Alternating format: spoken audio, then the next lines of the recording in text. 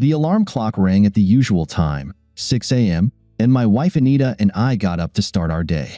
I groaned loudly as I sat on the edge of the bed and lowered my feet to the floor. "What's wrong?" "You're groaning like an old man," she teased, heading to the bathroom. "I feel like an old man after what you did to me last night."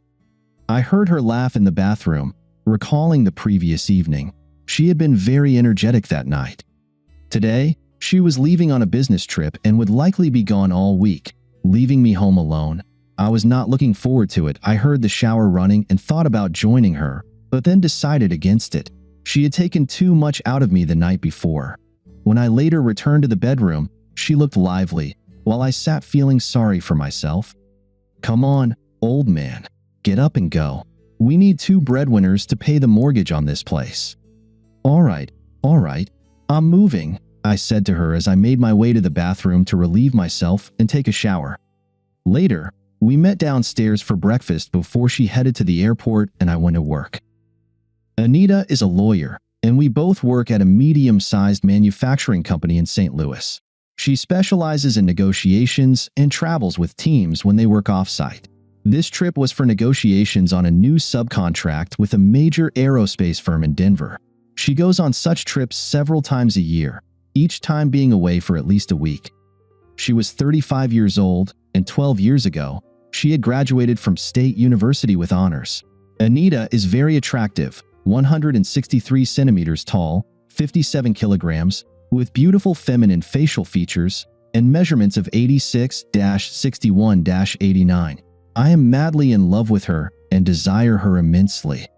My name is Jack Fillmore, and I work as an engineer at the same company as my wife. I am 37 years old, 185 centimeters tall, and weigh 75 kilograms. I play sports to stay in shape. We both love playing golf and often join our friends to form a foursome. We met at a company picnic, and for me, it was love at first sight. It must have been the same for her because, after a whirlwind romance, we got married 6 months later. We've been married for 7 years, and just 3 months ago, we bought the house we currently live in. It was the home where we planned to start our family, and Anita planned to stop taking birth control pills after she returned from this trip. We were eagerly anticipating starting a family, and she planned to be a stay-at-home mom until the kids went to school. Our parents lived in the area, and I knew they expected us to start a family soon. After breakfast, I loaded Anita's travel bag into her car and kissed her goodbye. She had tears in her eyes as she got into the car to leave. "Very soon, I hope I won't have to travel anymore, honey, so we won't have to say goodbye. I hate goodbyes." "I hate them just as much as you do, sweetheart," I reassured her. "I'll see you on Friday evening, and we'll just get takeout so you can relax." "Sounds good. Bye." I watched as she backed out of the garage onto the street, waving as she drove away. I then went back inside to finish getting ready to leave for the office. Upon arriving at work, I went up to the engineering department, grabbed a cup of coffee in the break room, and headed to my desk. I had barely sat down when the phone rang. "Fillmore," I answered. "Jack, could you come to my office for a minute?" "Sure, Evan. I'll be right there." Evan was my boss. I took my coffee and headed to his office. When I entered, he waved me to sit in a chair. "Jack, I think you'll like this. I remember you told me last Friday that Anita would be traveling this week, so I have a little trip for you if you're interested. Gil Hawkins, our maintenance engineer in California, is sick and can't handle a problem our client in San Jose is having with one of our models. You have more experience with this model than anyone else, so would you like to go to San Jose and check it out?"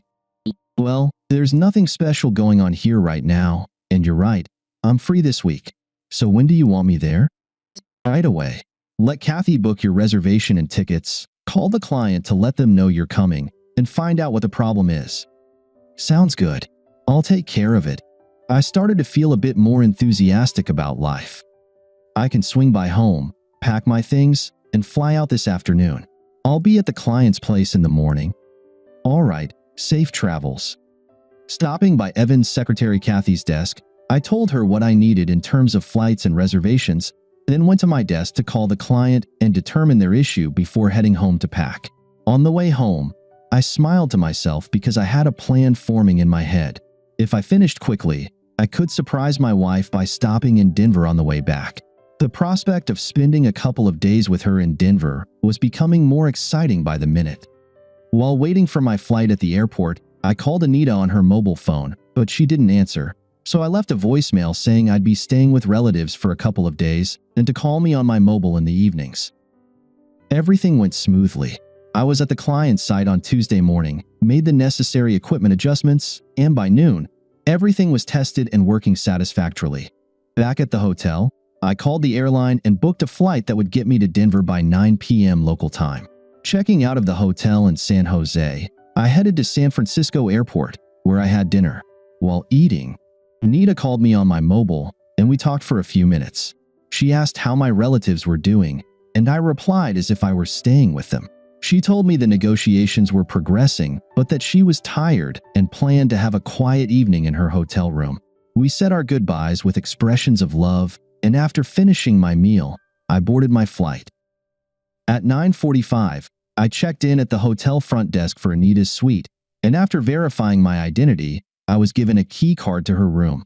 Quietly entering the room, I saw the lamp lit above the computer desk with her laptop on it, closed, but no sign of Anita. I placed my suitcase down and peeked into the bedroom, but it was empty, as was the bathroom. Well, I thought, she hasn't returned to her room yet. I'll sit and wait, or maybe go downstairs to check if she's there. Then I noticed the door to the adjoining room was slightly open. I approached it, and it quietly opened on well-oiled hinges. I looked around the living room of the adjacent suite, but saw no one. Perplexed, I stepped into the room and suddenly heard a moan from the bedroom. My gut tightened, and I broke into a sweat as I quietly approached the bedroom door. My heart may not have stopped, but my breathing quickened at what I saw in the dimly lit room. Anita was sitting on the bed, naked, facing me, straddling a man whose face I couldn't see. Her eyes were closed, and she was gently bouncing on him. My first impulse was to rush in and beat the guy half to death, but reason overruled emotion, and I slowly backed away from the door and returned to her room. Opening my suitcase, I took out the digital camera I had brought to take some souvenir pictures and went back to the door of the other bedroom. I turned off the flash and set the camera to low light mode, then calmly stood and took several pictures of the scene on the bed without attracting their attention. They were so engrossed in their activity that they had their eyes closed and were completely unaware of their surroundings. Before returning to her room, I checked the open briefcase on the desk, found a business card, and checked the name. Sam Harris, the lead negotiator for our company. I put the card in my pocket. Returning to her room, I took out the camera-to-computer interface cable that I carried with me and connected the camera to her laptop.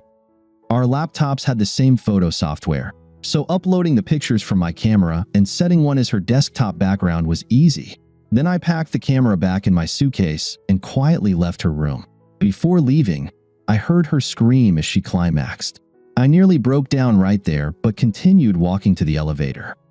After returning my room key at the front desk, I called the airline to find out when the next flight to St. Louis was. Luckily, there was a 6:30 a.m. flight that would get me home by 9:30 a.m. If I was fortunate, I thought, that would be around the time Anita would open her laptop at the negotiation table. She would then realize she had been caught, and it would also make it clear to her that our marriage was over. Back at the airport, I checked into a nearby motel where I couldn't sleep, continuously replaying the scene I had witnessed in her hotel bedroom. I cried and let my suffering pour out in tears.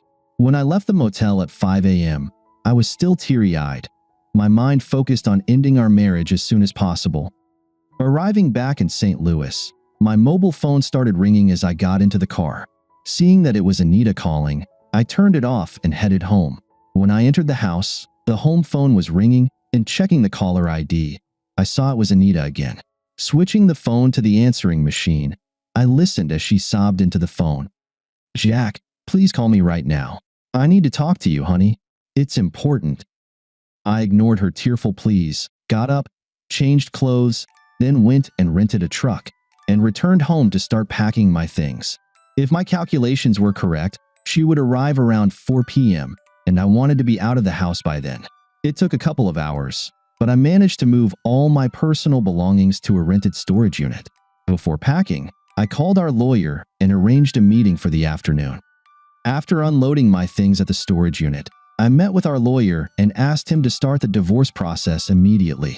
I was tempted to cite adultery as the reason for the divorce, but I decided to go with incompatibility and save the adultery claim in case she decided to contest the divorce. I also asked him to draft a new will, naming my brother as the beneficiary. Stopping by the bank, I transferred half of our savings and remaining balances into new accounts solely in my name. Then I called my investment advisor and asked him to do the same with our accounts there. With a heavy heart, I drove to my parents' house. Taking my suitcase with me, I walked through the open door. My mother saw me first and exclaimed loudly, "Jack, where have you been? Anita has called here several times looking for you. Did you tell her you were staying here?" My father, who was already retired, came in, and I sat down at the table and explained everything to them. They were shocked when I told them about Anita's infidelity and that our marriage was over. I asked if I could stay with them for a few days until I found a furnished apartment, and they agreed. I think my calculations were pretty accurate because around 6 in the evening, as we were sitting down to dinner, there was a knock on the door. My father got up to answer it, and a minute later, he returned with Anita behind him, looking very upset. "Jack, why haven't you been answering my calls? I needed to talk to you. You moved all your things out of the house. I think the message I left for you on the desktop will tell you everything you need to know." "Oh God, I was so afraid it was you. Can we go somewhere and talk, honey? Please." "Anita, I'm no longer your honey, and I have nothing to say to you. I've already started the divorce process, and our lawyers can handle everything. What I saw in Denver destroyed any feelings I had for you, and I want you to leave so I can finish my dinner." "Oh, please, Jack, no. Please don't do this without talking to me. What could you possibly say that would redeem your infidelity? What I saw and have photos of was definitely not rape. You better call your lover Sam and tell him I'm coming after him next. Maybe his wife will take it better than I am." "Oh God, can we please talk? Please, Jack. Please leave, Anita. My dinner is getting cold. Here's what I'll tell you. Why don't you write me a long letter explaining how you can justify breaking your wedding vows? I'm sure a smart lawyer like you can articulate how this was somehow my fault and how you can still love and respect me." Sobbing, she turned away but glanced back before reaching the door. "Please, Jack, don't end our marriage without talking to me. Goodbye, Anita." After she left, my parents were still crying and sat there, stunned. "That was awfully cruel, Jack," my mother said. "Mom, do you want to see the photos I took of her with her lover? That's what's cruel. She has no respect for me, and I can't live with that or ever trust her again. Do you want me to have children with such a woman?" "I know, son," my father finally spoke. "Maybe, if things cool down a bit, you might see things differently." I knew my parents were very fond of Anita. "I don't think so, Dad. Let's talk about something else so I can digest my food." "All right, son." Anita. On Monday morning, as I left the house, I regretted having to leave Jack, but I thought about how wonderful it would be when I returned and we could start our family. We had waited so long to make sure we were financially and career-wise ready to become parents. Now, everything was almost in place. The trip to Denver went smoothly. I sat next to Sam Harris, our lead negotiator, and we chatted a bit about the negotiations for the next day and a little about what was going on with our families.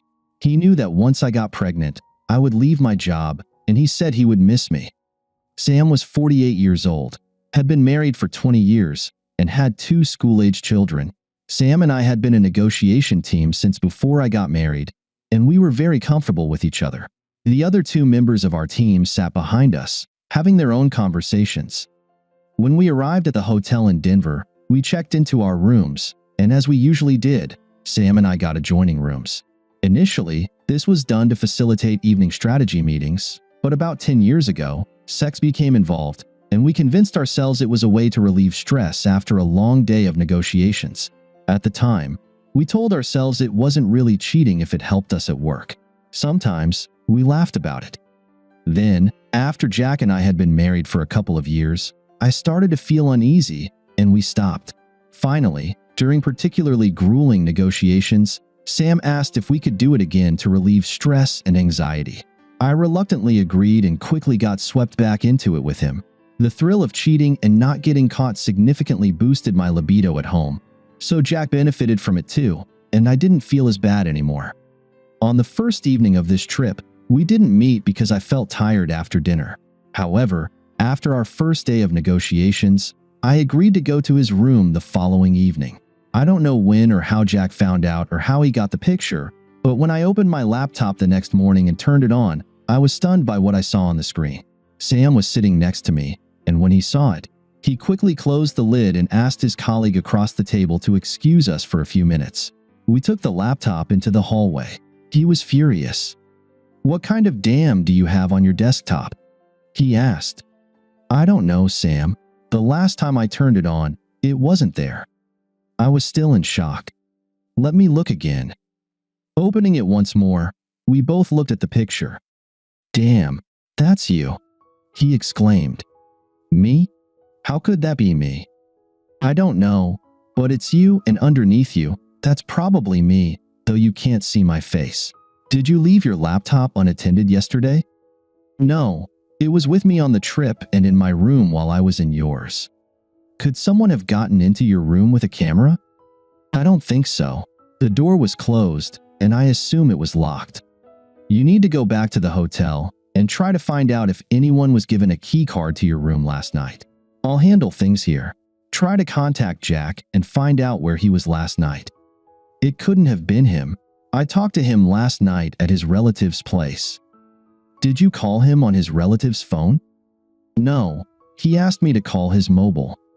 "Oh, no. I don't like how this sounds. He could have been anywhere when you talked to him. Call me on my mobile if you find out anything. Do everything you can to fix this. Take a cab to the hotel." "All right, bye." I broke into a sweat. If Jack took the photo and put it on my laptop, I had to assume it was a message that our marriage was over. I needed to get back to the hotel and find out what I could. The girl at the front desk called a cab for me, and 15 minutes later, I was back at the hotel. I first checked at the front desk to see if anyone had received a key card to my room. The clerk checked the computer and told me that Mr. Jack Fillmore had received a key card at 9:45 the previous evening. The card was returned half an hour later. That's when I realized that my marriage was probably over. The person I loved most in the world was gone, but I had to try to fight to get him back. Going up to my room, I immediately tried calling him on his mobile and at work. His mobile was off, but I left a voicemail saying it was important for him to call me as soon as possible. His secretary at work told me he had gone to California on business and was due back tomorrow. That was it. He had gone to California and stopped on the way back to surprise me. I guess we were both surprised. Calling his relatives, they said they hadn't seen him for a few days. I asked them to have him call me as soon as they could reach him. Calling home, I got no answer but left a message there as well.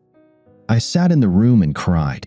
I had no way to talk to him unless I went home, so I picked up the phone and booked tickets to return to St. Louis on the next available flight.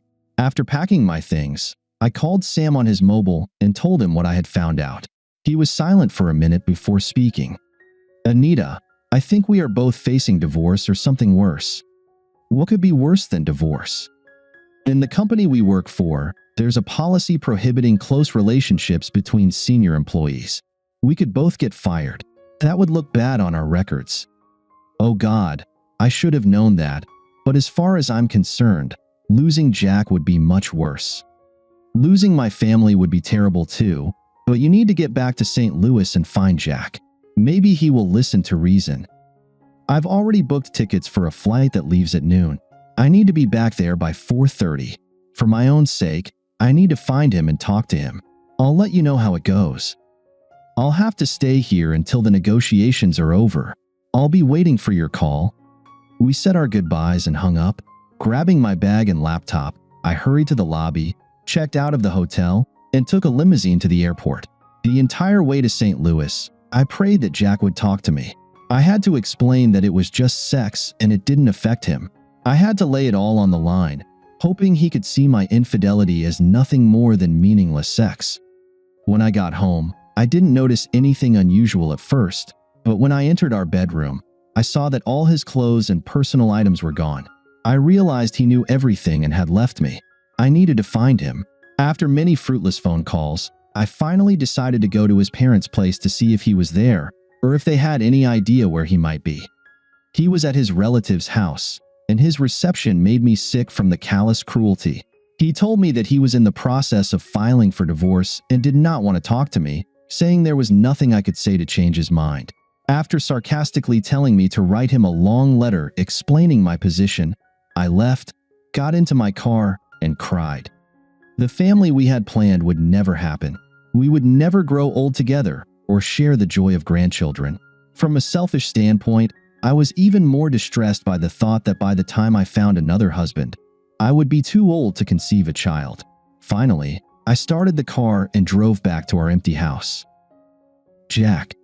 After a sleepless night filled with visions of Anita and Sam together in bed, I got up early, went downstairs at my parents' house, and made coffee. Then I took my laptop and camera and started uploading the photos from the camera to the computer.